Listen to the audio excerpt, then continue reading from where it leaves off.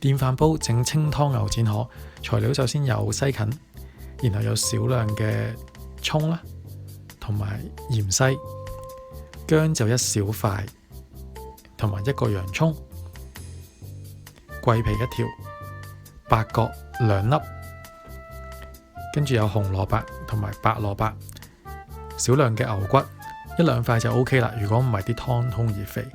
牛展，咁呢度大概係300到400 gram 2個人嘅份量，主要材料就係呢一啲。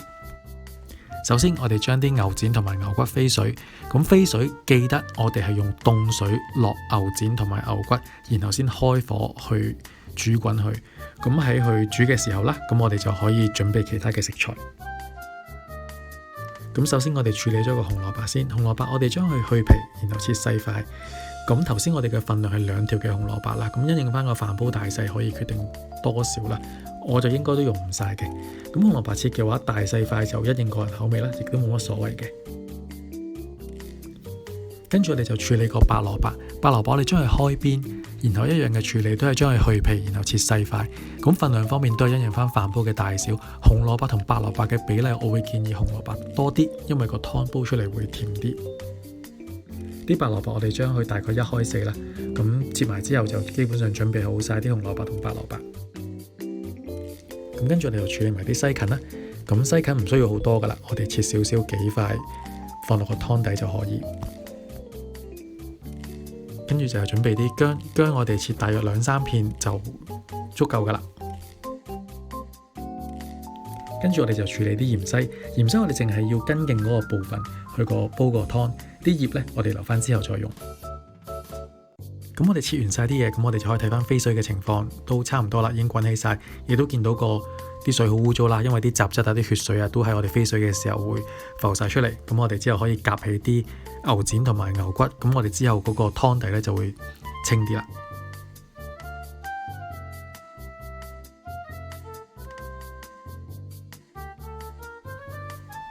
咁跟住我哋就處理埋啲洋葱啦。洋葱我哋就將佢1開2，唔需要切絲噶，1開2就可以噶啦。我哋陣間開咗半個擺落個湯底度。咁我哋就切好晒啲西芹啦、薑啦。咁牛展同牛骨都飛好水啦。咁白蘿蔔、紅蘿蔔都切好。咁我哋就可以開始準備個湯底。咁我哋先預熱個飯煲啦。咁我哋就可以落啲牛油落去。咁我哋可以放啲牛油落去，等佢煮溶先啦。咁可以用一個煲湯嘅模式，或者用一個蒸焗嘅模式都可以嘅。咁啲牛油煮滾之後呢，我哋就可以開始放材料。我哋首先放啲薑片，然後放啲西芹、芫茜嘅根莖部分。咁之後我哋就可以放我哋一開始準備嘅桂皮同埋八角。放完之後呢，我哋就可以略略咁炒一炒佢啦。咁炒完之後呢，咁我哋就可以放牛展啦。咁牛展開頭我哋一開始其實好似好大條，咁其實我哋煮完之後呢，佢縮到好細嘅，所以用一個大啲嘅飯煲嘅話，其實係可以落2條落去嘅。咁之後放啲牛骨啦。咁就跟住放紅蘿蔔同埋白蘿蔔。咁因為個迷你飯煲真係幾迷你，所以我只能夠放幾塊紅蘿蔔同埋幾嚿嘅白蘿蔔。咁之後我哋就加水。咁呢個部分可以加雞湯都得嘅。咁但係因為我之後會加其他嘅調味，咁所以我就健康少少，就用水就唔用雞湯啦。咁陣間呢，我哋一共係要煲大約3個鐘左右啦。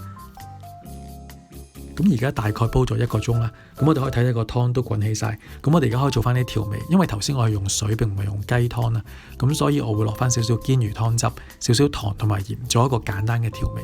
咁做完呢個調味之後，我哋就可以將佢煲多15分鐘，然後熄火焗45分鐘，再煲多30分鐘。咁大概一共2個鐘至2個半小時呢，個牛展都腍噶啦。咁如果想啲牛展肯定再腍啲嘅，咁可以後邊再焗多15分鐘，再煲多15分鐘，咁就可以噶啦。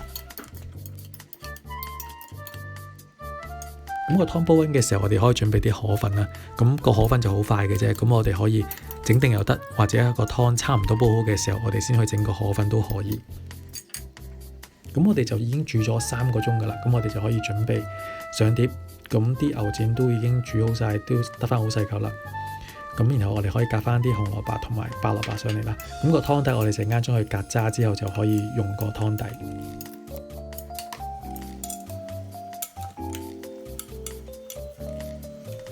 咁跟住呢，我哋就可以準備埋啲芫茜啦，同埋啲葱啦。咁呢個清湯牛展麵呢，要切嘅就主要係呢啲嘅啫。其實雖然話要煮3個鐘，但係大部分嘅時間都係個飯煲幫你煮嘅。切材料嘅時間可能都係半個鐘嘅啫，所以都好方便。咁切好晒啲葱同埋芫茜之後，我哋就可以準備切個牛展，睇下佢夠唔夠腍啦。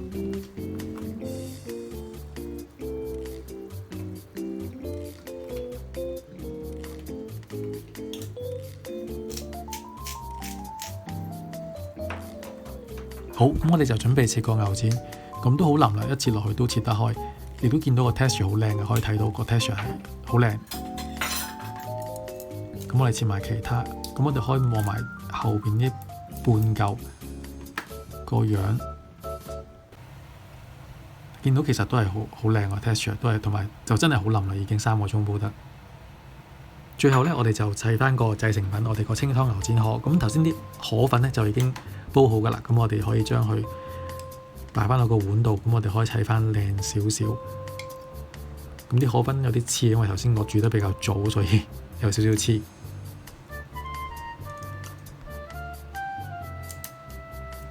咁跟住我哋可以先放咗啲紅蘿蔔同埋白蘿蔔。咁跟住呢，我哋就可以放埋啲牛展上去。咁一開始講材料嘅時候呢，我係講漏咗，其實我仲有啲芽菜喺度嘅，不過我頭先冇講，咁我都放埋上去啦。咁都係半碟嘅啫，冇芽菜都冇所謂嘅。咁之後我哋就可以將啲芫茜放埋上去。咁之後我哋就執翻靚少少嗰個賣相啦，啲牛展可以整翻靚少少。咁我哋之後就可以畢個湯㗎啦。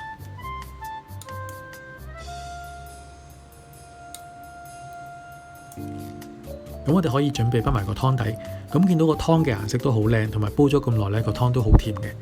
咁呢個清湯牛展麵最緊要係煲嘅時間夠耐，啲牛展先夠腍。咁都重複翻一次啦，咁大約煲1個鐘頭至1個鐘頭15分鐘就可以熄火焗45分鐘，然後之後再煲多半個鐘，基本上就可以噶啦。咁如果想再保險少少嘅，可以再焗多15分鐘，再煲多15分鐘，咁就好靚嘅一個清湯牛展麵就可以咁樣做到。